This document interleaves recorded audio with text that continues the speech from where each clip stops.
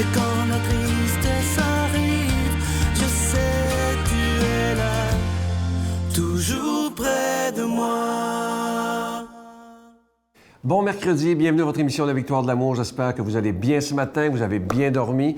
Et aujourd'hui, comme on le fait tous les mercredis, on rejoint quelqu'un. Vous l'appréciez tellement, c'est extraordinaire de voir tous les messages qu'on reçoit concernant cette jeune fille de seulement 20 ans avec une foi extraordinaire. On rejoint immédiatement Marie-Jeanne.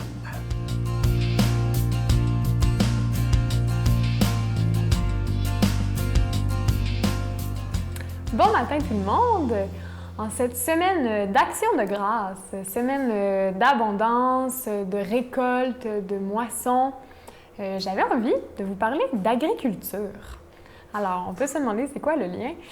Mais c'est que en fait, j'ai travaillé durant 7 étés de ma vie, donc sur une échelle de 7 ans, quand j'étais adolescente, dans une petite ferme en Mauricie. Au milieu des forêts, il y avait une petite ferme qui faisait des légumes biologiques. Donc, on faisait beaucoup de travail manuel, de travail dans le bétail, parce qu'étant biologique, il y a plusieurs techniques qui ne sont pas prises. Puis, cette expérience-là, elle m'a énormément fait grandir.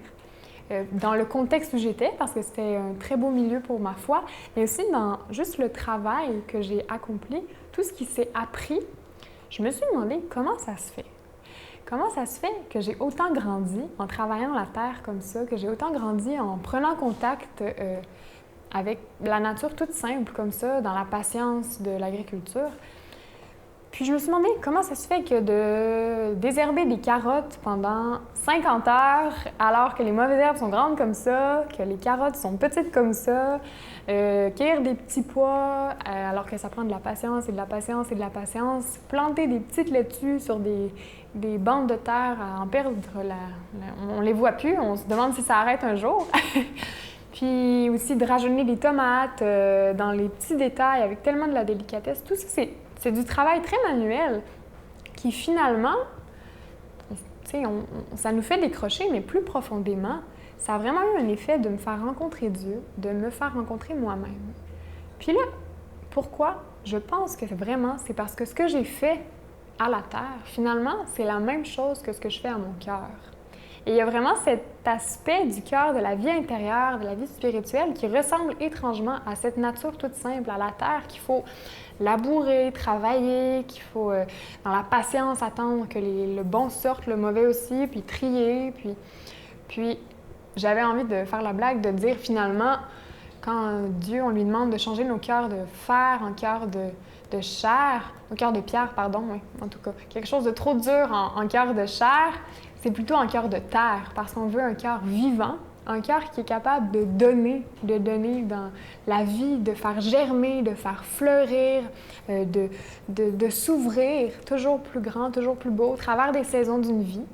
Puis, parfois, il va falloir désherber, puis là, ça va recommencer à pousser la mauvaise herbe, puis il faut encore désherber, puis finalement, on rate une saison, fait pour commencer la saison d'après.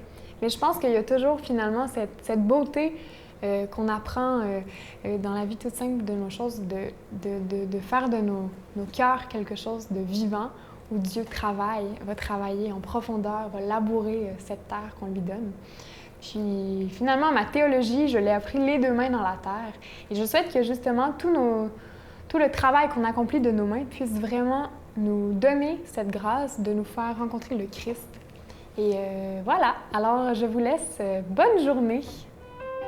Notre Père qui es aux cieux, que ton nom soit sanctifié, que ton règne vienne, que ta volonté soit faite sur la terre comme au ciel. Donne-nous aujourd'hui notre pain de ce jour. Pardonne-nous nos offenses comme nous pardonnons à ceux qui nous ont offensés. Ne nous laisse pas entrer en tentation, mais délivre-nous du mal, car c'est à toi qu'appartient le règne, la puissance et la gloire pour les siècles des siècles. Amen. La victoire de l'amour présente Marie, mon secret, icône de la beauté divine.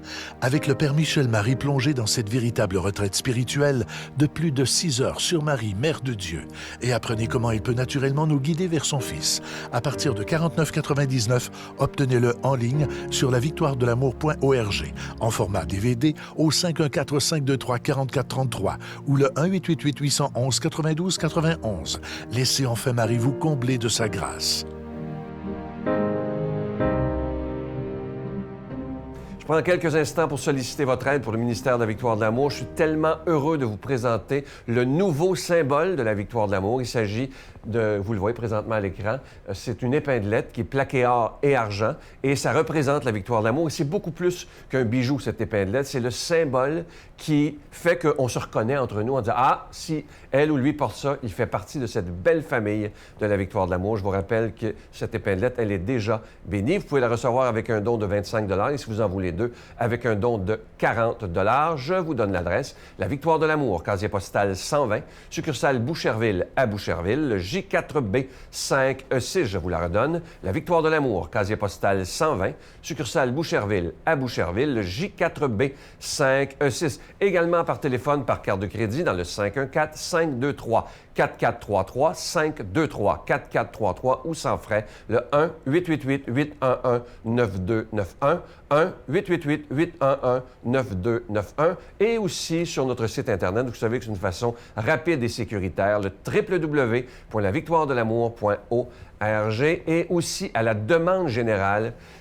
J'ai le bonheur de vous dire qu'on a reçu d'autres chapelets de Jésus Miséricorde. Alors, si vous en voulez, maintenant, c'est possible parce qu'on en avait manqué, mais là, on a reçu, les religieuses en ont fabriqué d'autres. Alors, vous pouvez toujours aussi vous procurer ce magnifique chapelet qui a été tellement populaire et les gens en ont recommandé et recommandé. Alors, maintenant, on en a. Alors, vous pouvez le recommander, ce magnifique chapelet de Jésus Miséricorde ou, et avec aussi, si vous voulez, l'épinglette du nouveau symbole de la Victoire de l'Amour. Merci de tout cœur.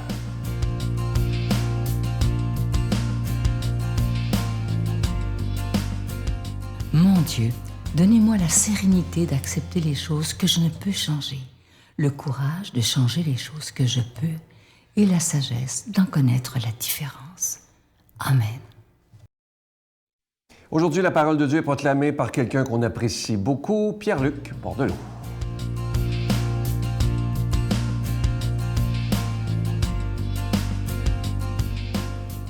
Bon matin à vous, très heureux de vous retrouver ce matin pour nous abreuver de l'Évangile.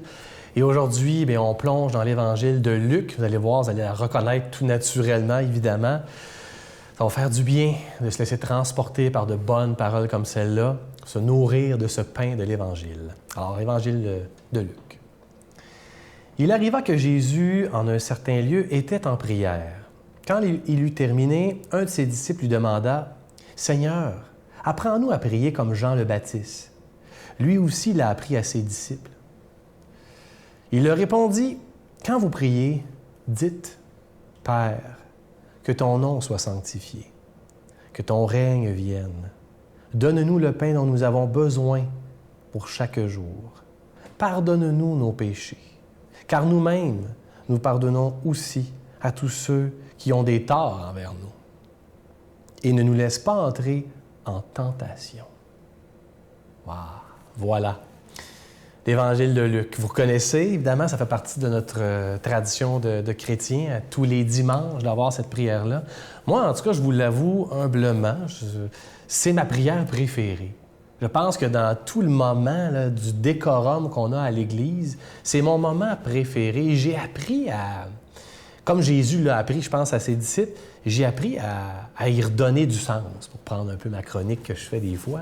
C'est-à-dire à l'amplifier, cette prière-là, à y consacrer toute ma présence pour me donner à Dieu.